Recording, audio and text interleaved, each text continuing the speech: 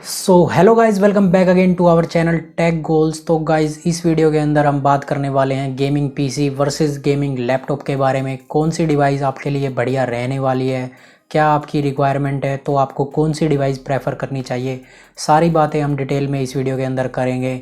और उससे पहले गाइज ये देखिए, वॉच टाइम फ्रॉम सब्सक्राइबर सिर्फ 2% और नॉट सब्सक्राइब्ड आप देख सकते हैं। तो गाइज इस चैनल को सब्सक्राइब करें, फ्यूचर में आपके लिए बढ़िया बढ़िया टेक रिलेटेड कंटेंट हम लेते आते रहेंगे। तो गाइज चलिए अब इस वीडियो को शुरू करते हैं। तो गाइज सबसे पहले अगर हम बात करें तो गेमिंग पीसी की कस्टमाइजेशन के हमारे पास बहुत सारे ऑप्शंस हैं और परफॉर्मेंस जो गेमिंग पीसी की रहती है वो कंपेरेबल टू गेमिंग लैपटॉप बहुत ही बढ़िया रहती है। तो उससे पहले आपको ये पता करना होगा कि आपकी रिक्वायरमेंट क्या है। अगर आप कहते हो कि आपको ट्रैवल आप ज़्यादा करते हो तो आपको गेमिंग लैपटॉप ही प्रेफर करना चाहिए। और अगर आपका ऑफिस का वगैरह का ज़्यादा काम है, आपको अपना लैपटॉप लेके जाना पड़ता है काम को लेके, तो आपको पता ही होगा कि आपको गेमिंग लैपटॉप या नॉर्मल लैपटॉप जो है आपको प्रेफर करना चाहिए। लेकिन अगर आपको परफॉर्मेंस या फिर आपको सोनली गेमिंग पर्पज़ के लिए पीसी चाहिए तो आप गेमिंग कंप्यूटर कस्टम बिल्ड की तरफ ही जाइएगा। तो कस्टम बिल्ड में गाइस जो प्री बिल्ड पीसी है उनकी बात नहीं कर रहे हैं, क्योंकि प्री बिल्ड पीसी बहुत ही कंपनीज़ द्वारा कॉस्टली आते हैं। और अगर आपको पीसी कंपोनेंट्स की नॉलेज है तो आप क्या करोगे, आप कस्टम बिल्ड ही कराओगे।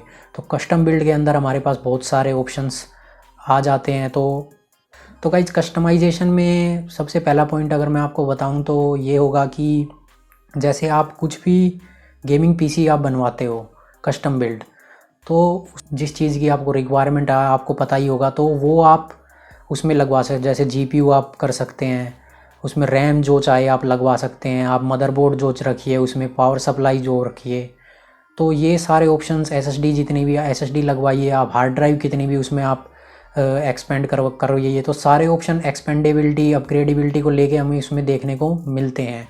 लेकिन गाइज उसके साथ साथ एक डिसएडवांटेज ये भी आ जाता है कि जो वारंटी है उसमें हम डिफरेंट कस्टम बिल्ड में डिफरेंट प्रोडक्ट्स जो हम यूज़ करते हैं, जो उनकी वारंटी हमें इंडिविजुअल मिलती है। अगर किसी प्रोडक्ट के अंदर कोई दिक्कत आ जाती है तो हमें सेपरेटली उसे लेके जाना पड़ेगा सर्विस सेंटर पे और वहाँ पे उसकी प्रॉब्लम को रिजोल्व करवाना पड़ेगा। लेकिन लैपटॉप के अंदर अगर देखा जाए तो कोई भी गेमिंग लैपटॉप एक पर्टिकुलर कंपनी की तरफ से आता है और उस कंपनी, अगर लैपटॉप में कोई दिक्कत आती है तो उस कंपनी की तरफ से हमें 1 ईयर वारंटी और 2 ईयर, या फिर अगर आपने एक्सटेंडेड वारंटी ले रखी है तो आप वहाँ से उसे सही करवा सकते हो। बैटरी, क्योंकि गेमिंग लैपटॉप है, अगर आपके एरिया में ज़्यादातर पावर कट्स होते हैं और आपको वो पता है कि क्योंकि यूपीएस पे भी जो कस्टम बिल्ड का पीसी है उसकी पावर डिमांड ज़्यादा होती है, वो कितनी देर ही चल जाएगा। लेकिन लैपटॉप को आप बढ़िया बैटरी पे यूज़ कर सकते हैं। अगर आपके एरिया में ज़्यादा ही पावर कट है, 2 घंटे तक वो 2-3 घंटे तो आराम से जो लैपटॉप है वो बैटरी पे चलता है, तो आपका काम स्मूथली हो सकता है। अगर आप पीसी की तरफ जाते हैं तो वहाँ पे आपको हमेशा पावर पे डिपेंड रहना ही पड़ेगा। तो ये भी है, आप देखेंगे आपके एरिया में पावर कट कितना है और उस हिसाब से आप सोचें। लेकिन गाइज़ अब गेमिंग पीसी को लेकर ही मैं इसमें थोड़ा ये पॉइंट्स ज़्यादा प्रेफर करूँगा कि गेमिंग पीसी क्यों और यहाँ पर हमारे गेमिंग लैपटॉप से बेटर रहने वाला है किन किन चीज़ों में। डेफिनेटली गाइज़ ये तो आपको पता ही होगा कि जो प्राइस टू परफॉर्मेंस रेशो है, प्राइस टू परफॉर्मेंस रेशो की अगर हम बात करें तो उसमें जो गेमिंग पीसी कस्टम बिल्ड है वो बाजी मारेगा ही मारेगा। क्योंकि गाइज़ जो लैपटॉप है, अब लैपटॉप है उसके अंदर कंपनी को सब कुछ देना पड़ता है, उसमें स्क्रीन भी है, सब कुछ। जो उसका सीपीयू जीपीयू होता है, वो मोबाइल प्रोसेसर्स होते हैं, उनके अंदर कंपनी को ध्यान रखना पड़ता है कि जो हीट होती है, हीट फ्लो अच्छा रहे, और जो है उसमें बैटरी पावर जो कंजम्पशन है वो लो रखा जाता है। तो गाइज़ ये भी होता है, जो कस्टम पीसी होता है उसके अंदर आपको हीटिंग इशू कोई भी देखने को नहीं मिलते हैं। और उसमें जो जीपीयू सीपीयू होते हैं उसमें आप बढ़िया स्पेसिंग ज़्यादा होती है और जो कूलिंग होती है हमारी बढ़िया ही होती है कस्टम पीसी के अंदर। लेकिन गेमिंग लैपटॉप में ये है कि आपको थोड़ा सफ़र करना पड़ सकता है, क्योंकि गेमिंग लैपटॉप में कूलिंग की प्रॉब्लम होती है। या तो आजकल जो गेमिंग लैपटॉप्स आ रहे हैं उनके अंदर कुछ गेमिंग लैपटॉप्स के अंदर तो बहुत ही बढ़िया कूलिंग हमें देखने को मिलती है। लेकिन वही बात है, प्राइस टू परफॉर्मेंस रेशो जो है वो आपको कस्टम बिल्ड में ही बढ़िया देखने को मिलता है। तो गाइज़ अगर आप देखेंगे तो जो जीपीयू आपको गेमिंग लैपटॉप के अंदर मिलता है, जैसे बात करें 1650, उसकी जो परफॉर्मेंस है जो लैपटॉप के अंदर है रहने वाली है जब हम गेम खेलते हैं। तो मान लो अगर गेमिंग लैपटॉप के अंदर वो 55 FPS दे रहा है, तो वही उसी ही मॉडल का जो ग्राफिक कार्ड है वो आपको कस्टम पीसी के अंदर आपको बढ़िया उससे ज़्यादा 65 FPS उससे भी ज़्यादा आपको निकाल के देगा। क्योंकि गाइज़ जो सेम मॉडल भी है, लेकिन उसमें लैपटॉप के अंदर जो कंपोनेंट होता है उसकी कहीं ना कहीं जो परफॉर्मेंस है वो लिमिट हो जाती है, और लेकिन कस्टम पीसी के अंदर जो उसी मॉडल में आपको बढ़िया परफॉर्मेंस देखने को मिलेगी। और गाइज़ अगर मैं बात करूं तो वीडियो एडिटिंग और यूट्यूब और ये आपका गेमिंग को लेकर कोई सोलली काम है, तो मेरे हिसाब से तो आपको गेमिंग पीसी की तरफ जाना चाहिए।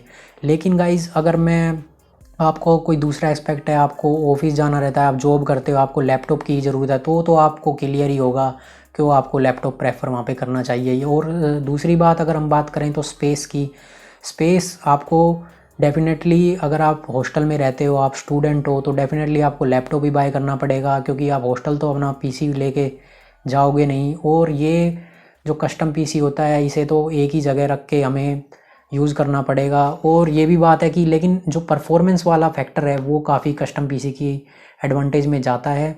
लेकिन कस्टम पीसी के अंदर क्या होता है, अगर आपके पास पहले से कोई मॉनिटर है, बढ़िया क्वालिटी का मॉनिटर है, और तो आप कस्टम पीसी जाइए, और मॉनिटर बड़ी स्क्रीन में जो आपका मज़ा होता है यूज़ करने का सिस्टम को, वो काफ़ी बढ़िया रहता है। चाहे आप वीडियो एडिटिंग करें, गेम खेलें, तो बड़ी स्क्रीन में गाइस जो परफॉर्मेंस है और वो सब आपको फील जो है वो उसमें अच्छा देखने को मिलता है कस्टम पीसी के अंदर।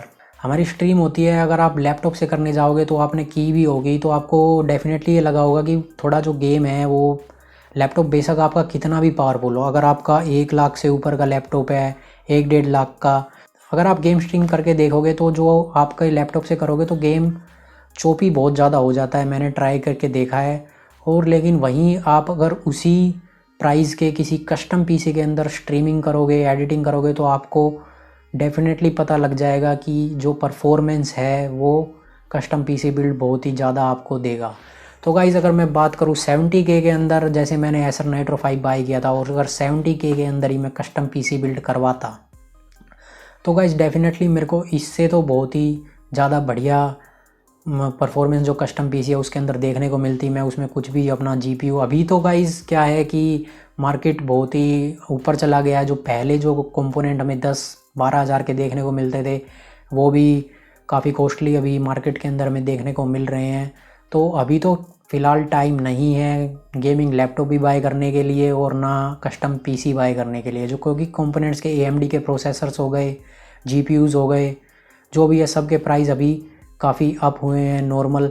तो थोड़े दिनों में शायद वो डाउन आओगे, तो जब उस सिचुएशन के लिए ये वीडियो आपके लिए बहुत ही बढ़िया रहने वाली है कि आपको क्या डिसाइड करना है। जो अगर आप बाय करने वाले हैं तो आपको गेमिंग लैपटॉप लेना चाहिए या कस्टम पीसी बिल्ड करवाना चाहिए। आजकल वैसे तो जो गेमिंग लैपटॉप्स हैं उनके अंदर भी पावरफुल CPUs हमें देखने को मिल रहे हैं।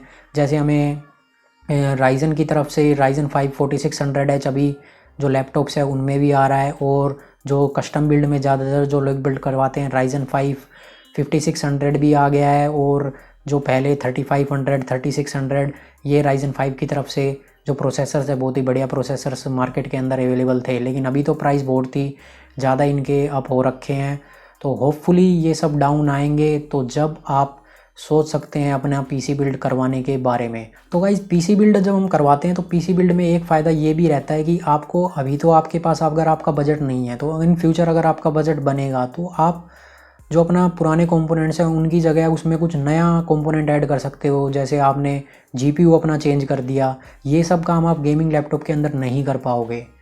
और जैसे आपने GPU चेंज कर दिया, आप प्रोसेसर है प्रोसेसर भी चेंज कर सकते हो, रैम अपग्रेड कर लिया आपने, हार्ड ड्राइव अपग्रेड कर ली। और लैपटॉप के अंदर है आप क्या ही अपग्रेड कर लोगे, लैपटॉप के अंदर आप सिर्फ अगर उसमें ऑप्शन है तो आप रैम अपग्रेड कर सकते हो, और वो भी सिर्फ 16 GB की। लेकिन पीसी के अंदर आप क्या है, अगर आपके मदरबोर्ड में 4 स्लॉट है तो आप 64 GB 128 GB तक अगर आप ज़्यादा ही करना चाहते हो ये सब तो कर सकते हो। और गाइस अगर मैं आपको और बताऊं कि आपका ज़्यादातर काम जो है पीसी रिलेटेड वो अगर आपके घर पे ही रहने वाला है, मैंने देखा है कि कई लोग लैपटॉप तो बाय कर लेते हैं लेकिन मेनली काम जो रहता है उनका घर पे ही रहता है। तो अगर आपका घर का ही काम है तो आप कस्टम पीसी बिल्ड की तरफ ही जाइए ना। तो गाइज इन शॉर्ट मैं आपको कहना चाहूँगा, if you need portability plus gaming then go for gaming laptop. And guys if you need proper gaming experience और पोर्टेबिलिटी आपके लिए कोई इशू नहीं है, तो पीसी प्लस गेमिंग और आपको कुछ भी और आपका परफॉर्मेंस से रिलेटेड ज़्यादा काम है तो आप कस्टम पीसी बिल्ड की तरफ जाइएगा। उसी प्राइस के अंदर आपको बहुत ही बढ़िया जो कस्टम पीसी है आप बनवा लोगे, अगर आपको पीसी कंपोनेंट्स की ठीक ठाक नॉलेज है।